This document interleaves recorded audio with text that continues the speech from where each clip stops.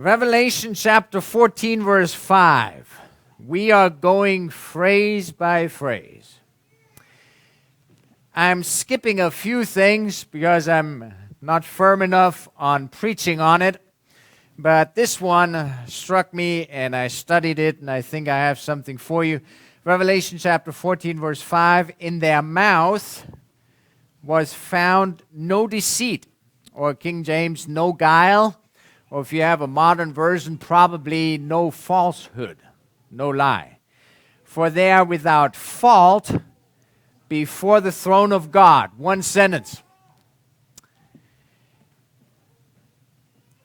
Last summer, I was teaching summer school. I teach a class every May, 3-week intensive, 3 hours a day, and I was feeling kind of funny.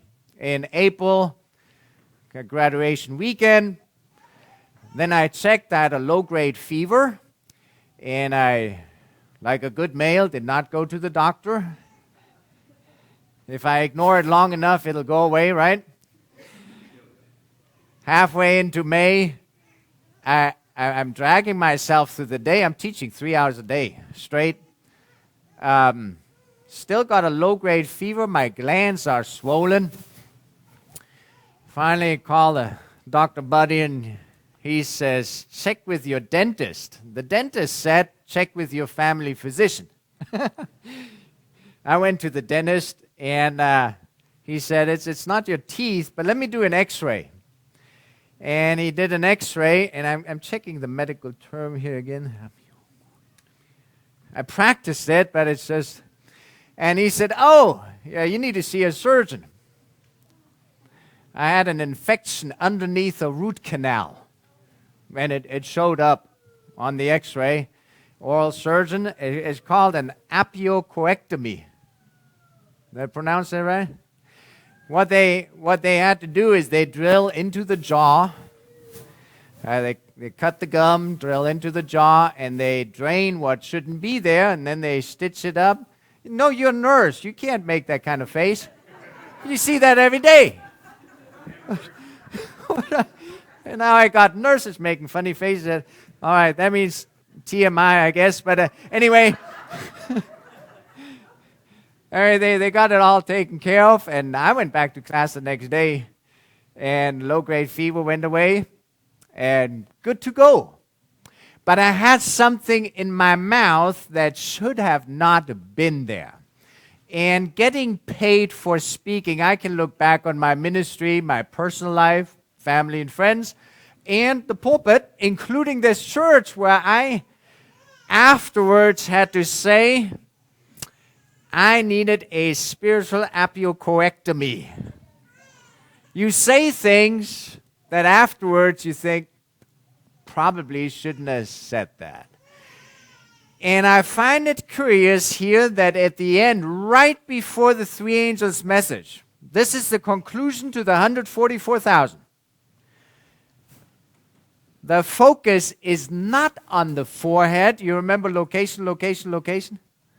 I mean, it deals with Mount Zion. It deals with your forehead, deals with your heart.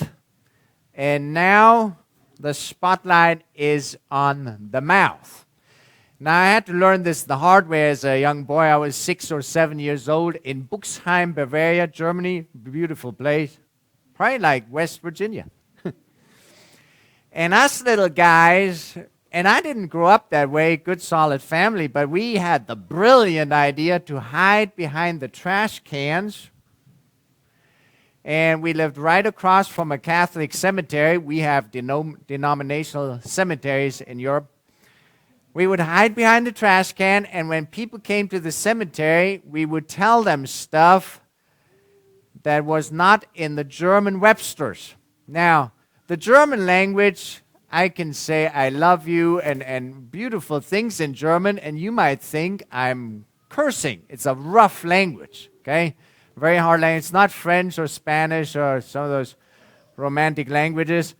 Well, we used every word in the book, children, age 6 or 7, behind the trash can, and we thought we were getting away from it until a gentleman listened to us.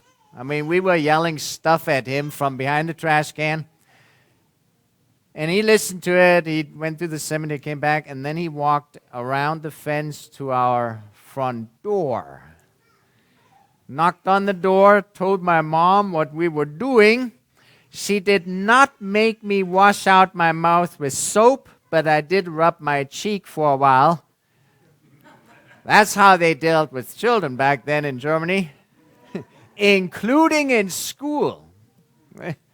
Our principal in Germany had a ruler, and it was not to measure things.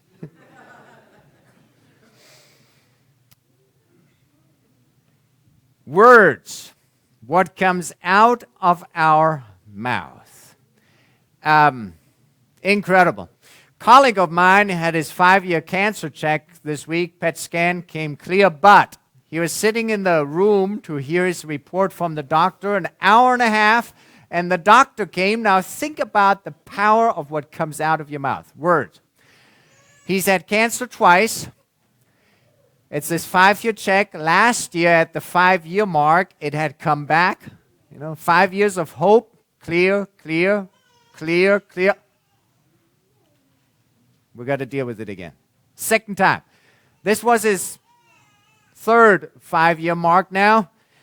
And the doctor comes in and says, quote, "I am sorry. I'm sorry for letting you wait so long. You're all good. I'm sorry." Words, huh? You think about punctuation. I mean, we always talk about the thief on the cross, and we explain the comma with, for example, "Let's eat, Grandpa." Let's eat, Grandpa. It's just a comma. Let's eat, Grandpa. Or let's eat, Grandpa. Now, we don't eat Grandpa. It's just English grammar, okay? Listen to another one. His blood be on our heads. One phrase from a church. Okay. I've stood in Berlin in the stadium where Hitler, actually I was the propaganda minister, Goebbels, he stood in front of 80,000 people. I've been in that stadium with 80,000 people, and it wasn't for sports. It was a church convention. But he asked the German people, "Do you want total war?" They said yes. He said yes. We visited a concentration camp this summer. Yeah, there's no words for it, So let me read to you Revelation 14:5, and we're going to walk through it phrase by phrase. And in their mouth. For some reason, God decided that the measure of maturity is now not just what's in your heart. Okay, I know 1 Samuel 16:7, and God does not look on the outside; He looks on the inside. It's what's on His heart. A for effort, they meant well, and those kind of phrases. And in Revelation 14, we also have the forehead. But he moves to the mouth. And do you know what a prepositional phrase is? I thought we are judged by what comes out of our mouth. Okay? Once you say it, you can take it back. But I want you to notice something. Revelation 14:5. It's an interesting thing. And in their mouth. What God is checking is not only what we have said and shouldn't have. And by the way, words can also be highly encouraging, right? You can say the right thing at the right time, and it makes a huge difference. You can also say the wrong thing at the wrong time. But according to Revelation 14:5, what God looks at is with our mouth we eat, we breathe, we swallow, we taste, we kiss. TMI. Do you know what God is looking at? He's looking at our words before they exit. The preposition is in their mouth. That means he's checking about 2 inches before they pass our lips and about 4 inches from our forehead. Right at the stage between thought and speech, he's looking. And here's why. It says in their mouth, what's the next little phrase? 2 words. Was found. Was found. Passive voice. Somebody's been looking what's in your mouth, not only what is coming out of your mouth. So he's dealing with that short little moment of sanctification. You're thinking, you're ready to speak, and right before that point, he says, let me check what that is. In their mouth was found. Why do you think God is doing that? Because he would like a filter. It's already been processed up here. It's going to your tongue. Okay, notice the body that's involved with 144,000. Mount Zion, okay. Head, heart, feet, they follow the Lamb, not defiled. The whole body, and then the mouth. I think it says, in their mouth was found. And then it says, no deceit. Why not? There must have been a filter between here and here before it's coming out, a filter. And I have to look back on my ministry and say, no pun intended, the measure of a man might just be what comes out of his mouth. And that's a hard one for me, because as I said, I know I've said things that I regretted later on. So an investigation was going on, may I say it that way, an investigative judgment. Right, what's in our mouth.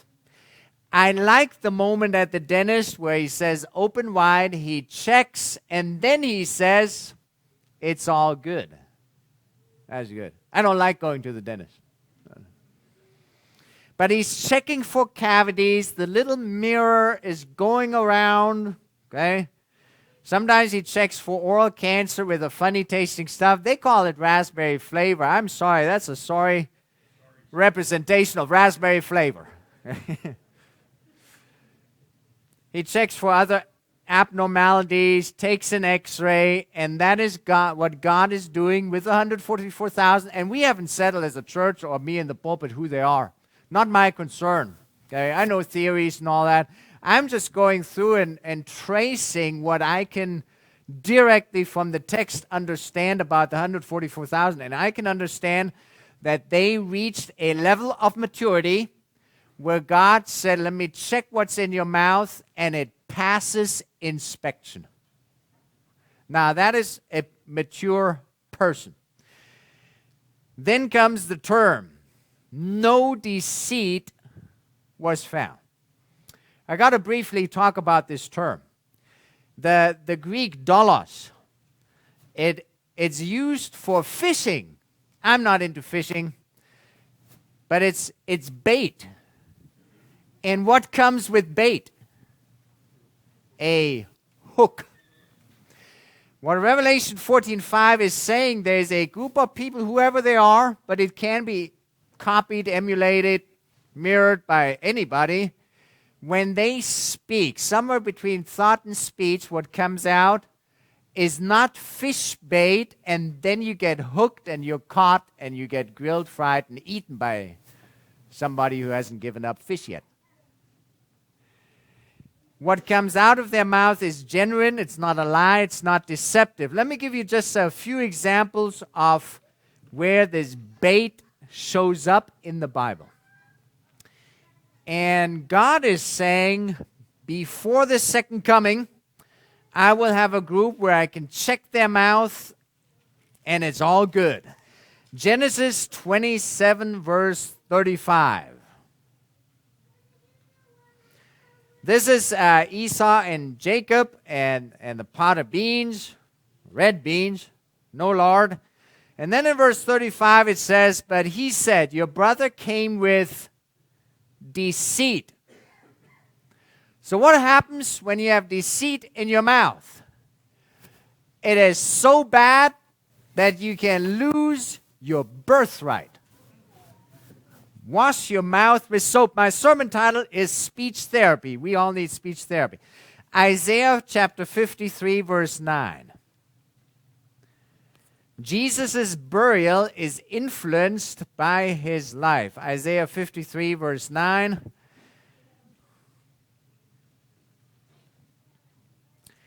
Here we got an example, and they made his grave with the wicked. That is the grave of Jesus, Isaiah 53, verse 9. They made his grave with the wicked, but with the rich at his death. Why? Because he had done no violence, nor was any deceit in his mouth. That means we have an example, and it's interesting. We won't look it up, but in 1 Peter 2, verse 22, Peter, who had deceit in his mouth, remembers that and points out that Jesus was deceit-free. Then we got Daniel chapter 8, verse 25. Guess who is deceitful? Daniel 8:25. You've been in the Adventist church for a while. You should know this from Revelation seminars. Revelation 8:25, it's the little horn. Through his cunning he shall cause deceit to prosper under his rule, and he shall exalt himself in his heart. He shall destroy many in their prosperity. Watch the sequence. Cause deceit, exaltation, and the destruction of many. We destroy with our mouth. Mark chapter 7, verse 21. Mark 7:21. Notice the list. Jonathan mentioned it in the special feature for Sabbath school. It's what comes out of our heart.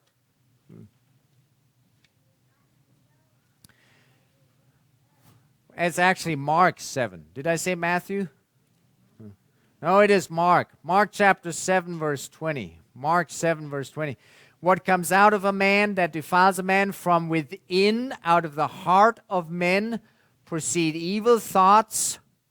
So between heart and forehead, adulteries, fornications, murders, thefts, covetousness, wickedness, deceit, lewdness, evil eye, blasphemy, pride, foolishness. All these evil things come from within, and that's what defiles a man.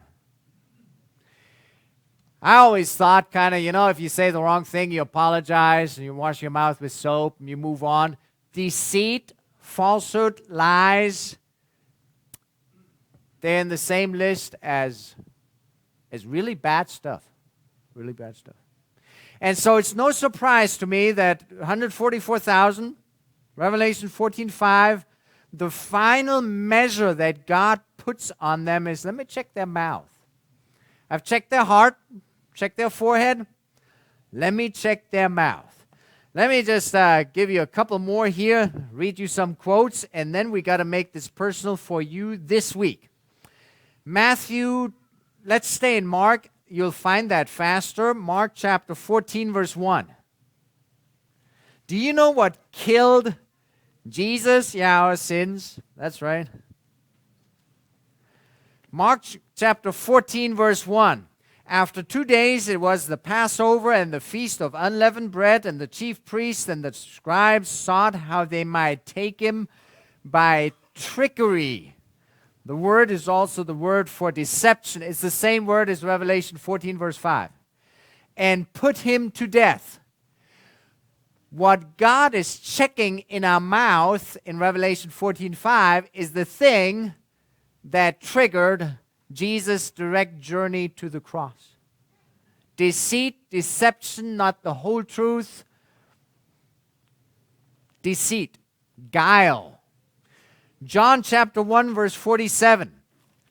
I'm just using a concordance, digging my way through the Bible with this word here, John 1:47. Notice that Jesus notices. Notice that Jesus notices. John 1:47. Everybody's starting to follow Jesus except Nathanael. And then Jesus speaks to Nathanael. John 1:47, Jesus saw Nathanael coming toward him and said of him, Behold, an Israelite indeed, in whom is no deceit. When you don't have deceit in your life and in your mouth, God takes notice. So much so that it becomes the criteria at the end for the 144,000. And we know, of course, James chapter 3. I'll read that, and then I got to read you just a few quotes, powerful quotes. James chapter 3.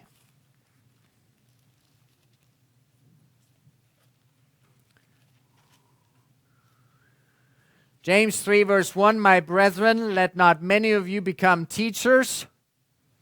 Thank you very much. I'm starting a new semester on Monday. By the way, I have a comment in the bulletin on contacting elders. On Monday morning at 7:30, I'm starting again my 60-hour-a-week job. And I'm still with Country Life, but just keep that in mind. You're welcome to contact me after church, phone call, email, Facebook.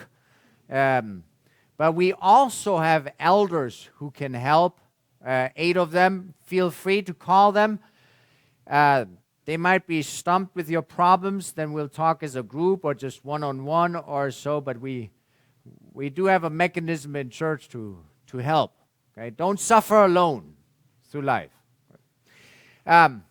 James chapter 3, verse 1, My brethren, let not many of you become teachers, knowing that we shall receive a stricter judgment. I am keenly aware of that.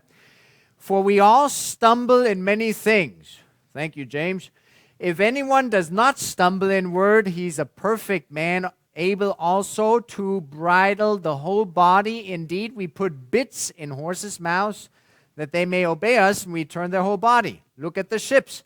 Although they are so large and are driven by fierce winds, they are turned by a very small rudder wherever the pilot desires. Verse 5, Even so the tongue is a little member and boasts great things. See how great a forest a little fire kindles. And the tongue is a fire, a world of iniquity. The tongue is so set among our members that it defiles the whole body and sets on fire the course of nature, and it is set on fire by hell. Wow. Verse 8, But no man can tame the tongue.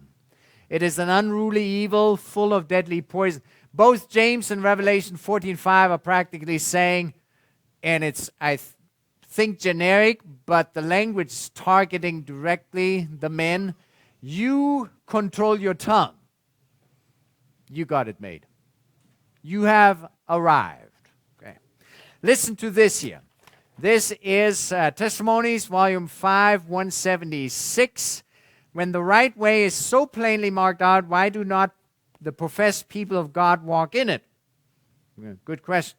Why do they not study and pray and labor earnestly to be of one mind? Why do they not seek to cherish compassion for one another, to love as brethren, instead of rendering evil for evil, railing for railing? Who does not love life and desire good days, yet how few comply with the conditions to refrain the tongue from evil and the lips from speaking guile? Few are willing to follow the Savior's example of meekness and humility. Many ask the Lord to humble them, but are unwilling to submit to the needful discipline. When the test comes, when trials or even annoyances occur, the heart rebels and the tongue utters words that are like poisoned arrows or blasting hail. Mount of Blessing 24. Into the city of God there will enter nothing that defiles. All who are to be dwellers there will here have become pure in heart. Notice the language. They have become pure. They used to be impure. all of us. In one who is learning of Jesus, there will be manifest a growing distaste for careless manners, unseemly language, and coarse thought. When Christ abides in the heart, there will be purity and refinement of thought and manner. By the way, church, I'm learning. My sermons used to be 8 pages, front, back, single space. I got 1 page here, and we're on the second side.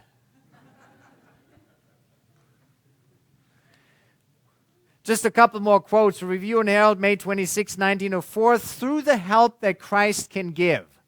And we don't do that with psychology or ourselves. Through the help that Christ can give, we shall be able to learn to bridle the tongue. Sorely as he was tried on the point of hasty and angry speech, Jesus never once sinned with his lips. That means he was tempted. He was biting his tongue. With patient calmness, he met the sneers, the taunts, the ridicule of his fellow workers at the carpenter's bench. Instead of retorting angrily, he would begin to sing one of David's beautiful psalms, learned in childhood. And his companions, before realizing what they were doing, would unite with him in the hymn. What a transformation would be wrought in this world if men and women today would follow Christ's example in the use of words. And I'm starting an experiment. I'm actually starting tomorrow morning, not on Monday. With my students in my office, I want to give it a try this semester. That everything that comes through my forehead, heart, tongue, lips will be positive and constructive only, or I won't say it. Testimonies to ministers. Okay, preaching to myself. Can you do that? A selfie verbally? Okay, preaching to myself. Testimonies to ministers, 391. Let not one breath of doubt, and then also negativity or anything else like that, escape your lips. My challenge to myself. Okay, I'm making a note of that. Fall semester 2015. Sorke. All right. All right, real quick, something else about this deceit thing. In Revelation 14:5, he ends with something mind-boggling. And in their mouth was found no deceit. Okay, we got that now. Do we? For they are without fault. I'm not going to talk about perfection or anything like this, but I want to point out something. This phrase, without fault, do you know where that comes from? That is the description of an inspected sacrificial animal just before the slaughter. You come as a sinner through the camp with your little lamb, and the priest looks at it. There's an investigative judgment taking place before the sacrifice can be performed. And he looks at it and he says, yes or no. And that inspection then gets a stamp of approval, and in the book of Leviticus, 23 times the phrase shows up that the sacrifice was without fault. Now you think about it. Who does this lamb represent? Jesus Christ. Do you know what is happening here at the end of Revelation 14? What used to be said about Jesus can now be said about a group as large as 144,000. I don't think there's a shred of arrogance or pride in that group like, yep, 10.0, finally arrived. At that moment, you would lose that status. Okay, go back in line. Who passes that judgment on a human being? Not yourself, not a fellow human being.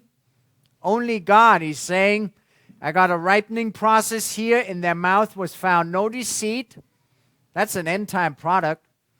For they are without fault before the throne of God. This is not an individual experience. An entire group of 144,000, whoever they are, experiences that together, and God says, stamp.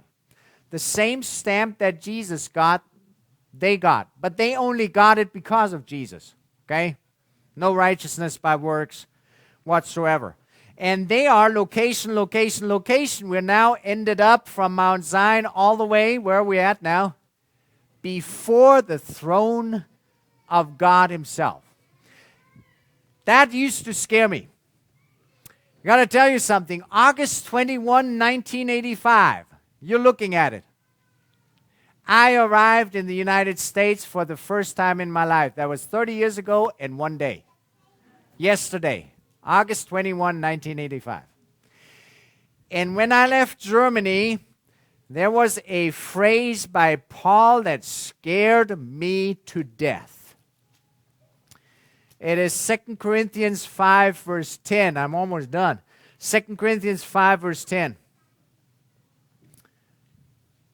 I thought, this cannot be good. I had just given my life to Jesus somewhat, still living an old life, really, in my mind.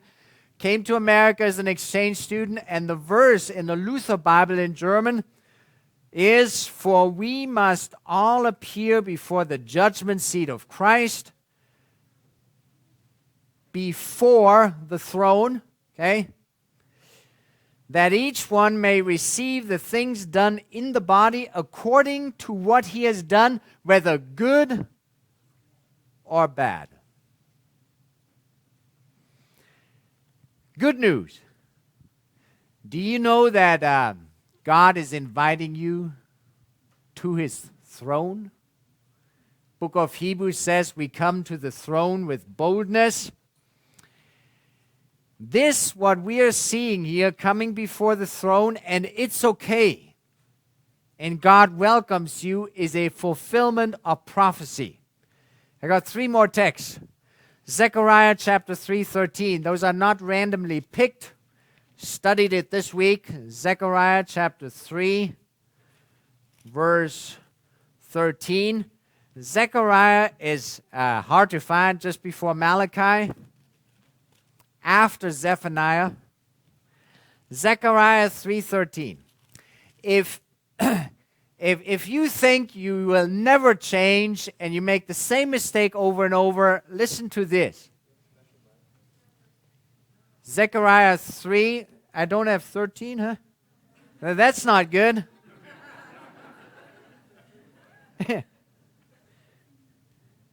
Oh, I know why. See, I'm not at Revelation 14:5 yet in my mouth. It is Zephaniah. Yeah, I'm checking my notes. I even got it highlighted. Zephaniah 3:13, but I'm glad somebody's checking, you know.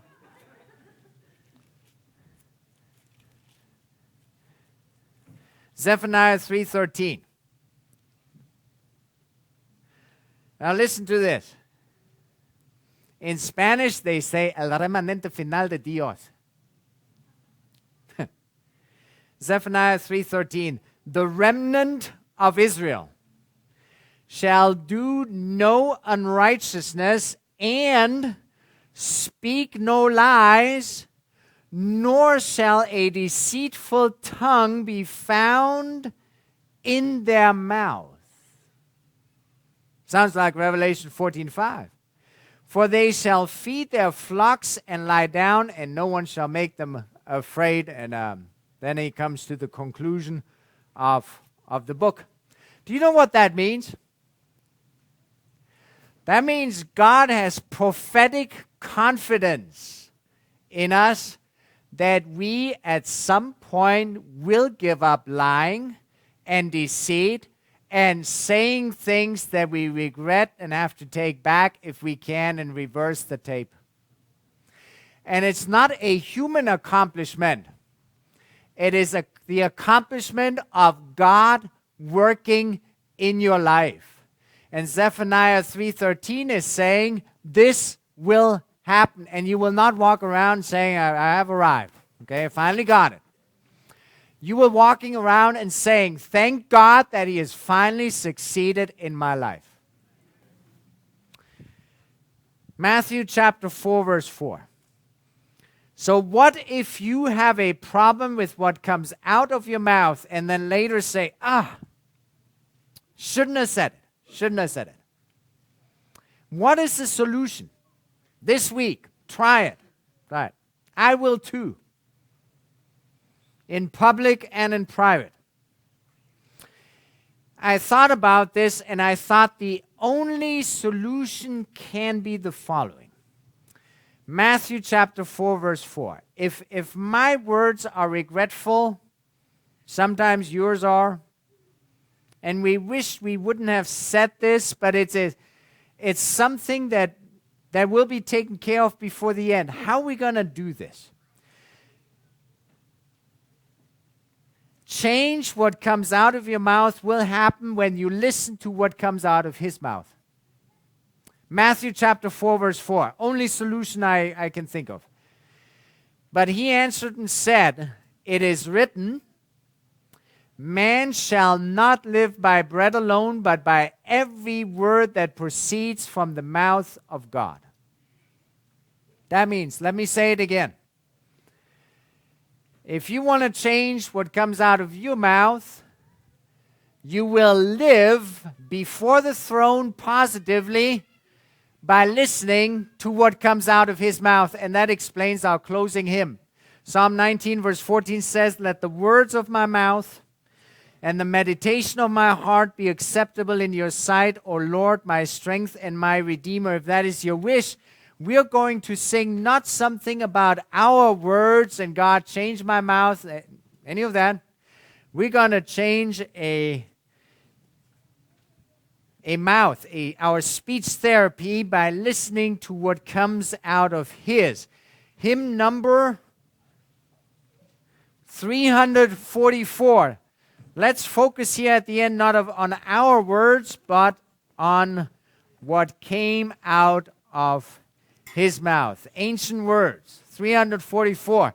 If you've ever been to a Spangler evangelistic series, then you know this song. 344. Ancient words.